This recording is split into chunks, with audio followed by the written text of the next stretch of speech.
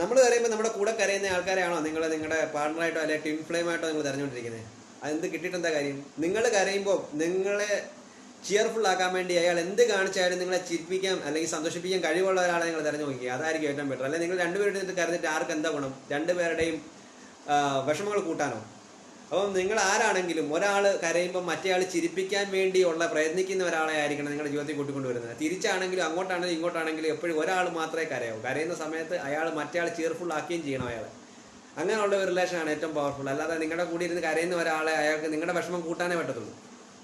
അപ്പോൾ അയാൾ എന്ത് കാണിച്ചിട്ടാണെങ്കിലും, നിങ്ങളുടെ പാർട്ണർ എന്ത് നിങ്ങളെ കാണിച്ച് ചെയ്തിട്ടാണെങ്കിലും, എന്ത് കോമാളിത്തരം കാണിച്ചിട്ടാണെങ്കിലും നിങ്ങളുടെ വിഷമത്തിൽ നിന്ന് മാറ്റിയെടുക്കാൻ പറ്റുന്ന ഒരു പാർട്ണറാണ് നിങ്ങൾക്ക് ഏറ്റവും പവർഫുള്ളായിട്ട് നിങ്ങളുടെ കൂടെ കൊണ്ട് നടക്കാൻ പറ്റുന്നത്. നിങ്ങളുടെ ജീവിതകാലം മൊത്തം നിങ്ങൾക്ക് ഹാപ്പിനെസ് തരുന്നതുമായിട്ടുള്ള, അല്ലേ? തിരിച്ച് നിങ്ങൾ അങ്ങനെ തന്നെ ആയിരിക്കണം. അവർക്ക് വിഷമം വരുമ്പം നിങ്ങൾ കരഞ്ഞുകൊണ്ടിരിക്കാതെ നിങ്ങൾ അവരെ എങ്ങനെയാണെങ്കിലും ഹാപ്പിനെസ് ആക്കാൻ വേണ്ടി എന്ത് കോമാളിത്തരം വരെയും കാണിക്കുകയും ചെയ്യണം.